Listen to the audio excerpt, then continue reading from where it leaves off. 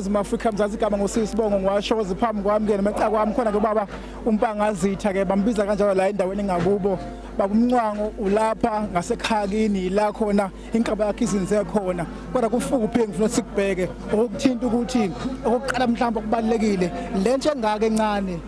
ebuka kanti izobuqala ukuvota i-action essay izenza kanjani ukuthi iqinisekise ukuthi babe ingxenye yokuvota njengoba iningi labo baye bathamele ama-manifesto noma ke iy'nkundla efuze lezi kodwa bese ke bagcine ngokungavoti bathamele ke mhlawumbe imiculo bajabulisa ngaphandle baze bavote. Mfowethu angibonge nje kuqala ithuba bese ngisho ngithi yena namhlanje kumina ngithokoze kakhulu ukuthi ngibe ngasekhaya kithi la khona engizalwa khona nabantu bakithi abangaziyo namhlanje bazobungaza lusuku nami ngoba namhlanje ngithe angizothula kubona ukuthi action essay izobenzelana abantu baziNatal so beyond uNongoma so intsha namhlanje iphume kanjena kuyangijabulisa ngoba abantu abasha laba uma sikhuluma ngefuture sikhuluma ngalabantu laba so ke ukuphuma kwabo bezela namhlanje baphume phela ukuthi bese kunenhlelo zokuphazamisa lo mcimbi lo ukuthi kwenziwe imicimbi emaceleni kodwa namhlanje abantu baphume ngomningi babo banathi namhlanje ngithokoze kakhulu mina mfowethu nanokuthi ke angisho ukuthi nje abantu abala namhlanje akho mabhasi labantu abala abantu abayizelela ngokuthi bayithanda action essay bathanda amaciko kodwa okuhle ukuthi abantu abala babe beqala uvota election essay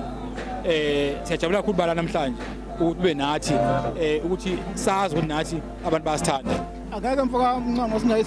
siziba indaba ethinta iMK siyazi ukuthi iqembu elisha ikakhulukazi ungathathi kuba ngathi liyathembisa ukuthi ngase kucobe lishiye amavoti impela ambali kakhulu akusuka engxenyeni ye-ANC kodwa ke nangale kwe-ANC abanye abangathinteka abanye bafana nani kanye no-IFP mhlambe now that ke umengameli noma webengameli sokwazi ukuthi ke kuthiwa uzokwazi ubavele ku-ballot paper aze ayasephalamende mhlambe action essay nina nithinteka kangakanani ngokuba khona ku-MK mhlambe singakuphika yini ukuthi MK ingasi mhlawumbe iphazamise amacebo mhlawumbe noma izinhlelo zeni njenge-action essay angiboni mfowabo ukuthi action essay i-MK yosiphazamisa kanjani ngoba uzokhumbula phela ukuthi i-MK iqembu elisha nalo nalikhankasa ngasiyakhankasa khankasa abantu bakithi nabakhankasa abantu so engicabanga ukuthi mina angiboni bosiphazamisa ngayiphi indlela ngoba ekugcineni thina sine police nama policies iMK ayina police njengamanje abantu bakithi sinama values angazi MK imele ini so ke ngamanye amazwi angiboni siphazamisa thina mfowethu kodwa ngasho ngithi yebo ubaba uZuma uyathandwa bamthanda abantu uZuma kodwa thina kusiphazamisa ukuthanda kwakhe ngoba thina sikhuluma nabantu sibanike ukuthi action essay yini ezobenzela yona naye MK izokwenza okwayo nasenzo wethu namhlanje abantu bakithi 29 kuMay hayi kuyobolala khona abantu bazivota action essay. Ephuzweni lakho engivela ngakho baba uMcwango ephuzweni lakho lithinta uthinte uphuzo loku lungadingi kakhulu abantu abavela ngaphandle action essay izokwenza kanjani ukuthi idile nephuzo lokudingiswa kwabantu bangaphandle ekubeni ngeke kuze mhlawumbe ukuthi kuze kuba khona mhlawumbe ukulimala noma uqize ukwehla kwabo isithunzi mhlawumbe ukuthinta kwabo ngendlela ethi ngaphansi balimali mhlawumbe ngomphakathi action essay izenza kanjani ukuqinisekisa ukuthi noma lokho ikuphushisa phambili kodwa kungabe ukuthi umuntu olimala ngokutheka igazi. I think mfethu into abalile law enforcement uzokhumbula phela ukuthi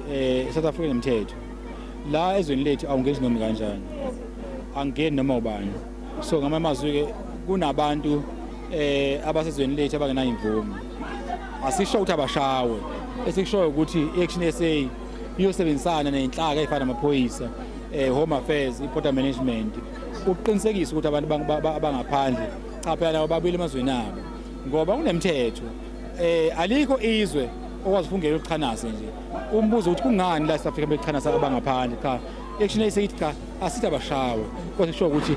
will enforce umthetho ukuqinisekisa ukuthi abantu bokufika cha abahambe emazweni abo sikhathele ngempela manje yabona manje sikhathele kodwa sokwenza ngokomthetho sikwenza asikuzeli udlame abangashawa kodwa through law enforcement abahambe baba uNcwango sathoza kakhulu siyabonga.